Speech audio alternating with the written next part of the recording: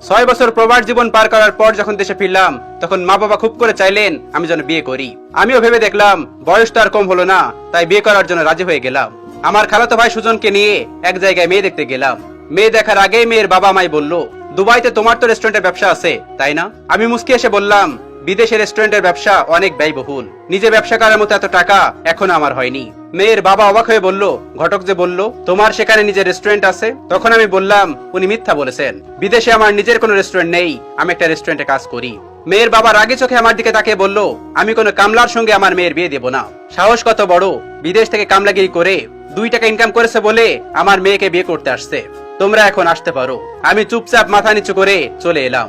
বাসায় আসার পর মা এবং খালা যখন জিজ্ঞেস করলো মেয়ে কেমন দেখছি, তখন পাশে দাঁড়িয়ে থাকা আমার খালাতো ভাই মুস্কি এসে বলল, মেয়ে দেখার আগেই মেয়ের বাবা ছেলেকে কামলা উপাধি দিয়ে বাড়ি থেকে বের করে দিয়েছে। আমি মন মারা হয়ে মাকে বললাম, মা, নেক্সট টাইম এত বড়লোক ঘরের মেয়ে আর দেখো না, আমাদের মতো নিম্ন মধ্যবিত্ত ঘরের মেয়ে দেখো, তাহলে হয়তো এতটা অপমান করবে না। আমার খালা তখন বলল, কামলাকে তো কামলাই বলবে, আমার ছেলের মতো এত ভালো করে লেখাপড়া করলে আজ বিদেশ গিয়ে কামলা খাটতে হতো না। তুই পরের বার মেয়ে দেখতে গেলে আমার ছেলেকে আর সাথে করে নিয়ে যাস না। তোর জন্য আমার ঢাকা ভার্সিটিতে পড়ুয়া ছেলে অপমানিত হোক, সেটা আমি চাই না।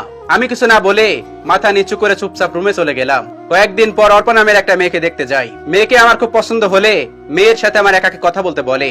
আমি আর মেয়েটা যখন আলাদা রুমে যাই, তখন মেয়েটার সাথে সাথে দরজা লাগিয়ে আমার দিকে রাগি চোখে তাকিয়ে বলল, আপনাদের মতো প্রবাসীদের এই একটা সমস্যা, বিদেশে গিয়ে সুইপারের কাজ করবে আর দেশে এসে টাকার ফুটানি দেখিয়ে মধ্যবিত্ত ঘরে শিক্ষিত সুন্দরী মেয়েকে বিয়ে করতে চাইবে।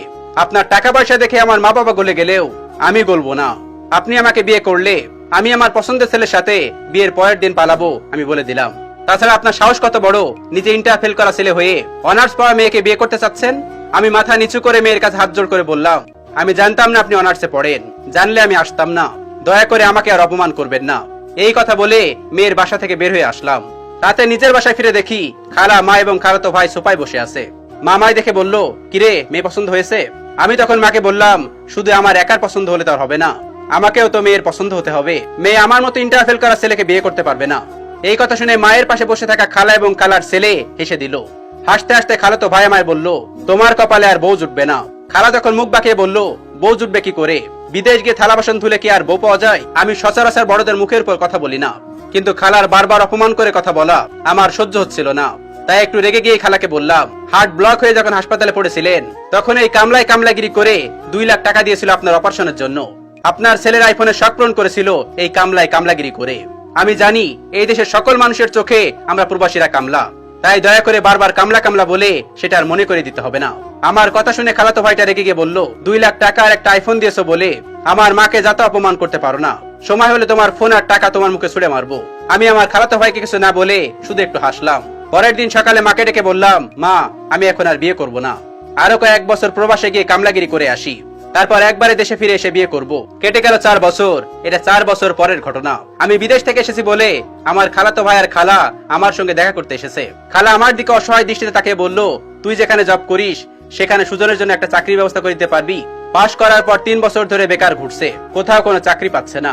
আমি হেসে খালাকে বললাম, তোমার শিক্ষিত ছেলে বিদেশ গিয়ে কামলাগিরি করবে, তোমার খারাপ লাগবে না? পরে তো নিজের ছেলের জন্য বউ খুঁজে পাবে না। খালা আমার কথা শুনে চুপ হয়ে আছে। আমি তখন খালাতো ভাইকে বললাম, নিজে যখন কষ্ট করে টাকা ইনকাম করবি, তখন অন্য কারোর মুখে টাকা ছুড়ে ফেলবার ইচ্ছা হবে না। খালা আর খালাতো ভাইটা আমার কথা শুনে মাথা নিচু করে আছে। আমি আর কিছু না বলে বাসা থেকে বের হয়ে গেলাম। একটা বিষয়ে পরামর্শের জন্য একটা পরিচিত উকিলের কাছে গেলাম। গিয়ে দেখলাম ওই আঙ্কেল যার মেয়েকে আমি বিয়ে করতে গিয়েছিলাম বলে আমাকে অপমান করে বের করে দিয়েছিল, উনি উকিলের সাথে কথা বলছে। আঙ্কেল চলে গেল। আমি উকিলকে জিজ্ঞেস করলাম, উনি এইখানে এসেছিল কেন? উকিল তখন বলল, উনার মেয়ে ডিভোর্সের বিষয় নিয়ে কথা বলতে। অনেক বড় ঘরে মেয়েকে বিয়ে দিয়েছিল, কিন্তু জামাইটা নেশাখোর, মেয়েকে অত্যাচার করে বলে মেয়ে সংসার করতে চাইছে না। তার কয়েকদিন পর বাসায় বসে খবরের কাগজ পড়ছিলাম, হঠাৎ একটা লেখা দেখে চোখটা আটকে গেল। স্বামীর পরক্রিয়ার জের ধরে স্ত্রীর আত্মহত্যা। ফ্যানে ঝুলান্ত লাশটার দিকে তাকিয়ে দেখি মেয়েটা অর্পা। আমি প্রবাসী বলে যে মেয়েটা আমাকে অপমান করেছিল, আমি পত্রিকা বন্ধ করে ভাবতে লাগলাম। দা ডেইলি স্টার একটা প্রতিবেদনে বলা হয়েছে 2020 সালে করোনা মহামারীতেও বাংলাদেশি প্রবাসীরা $22 বিলিয়ন ইনকাম করেছে।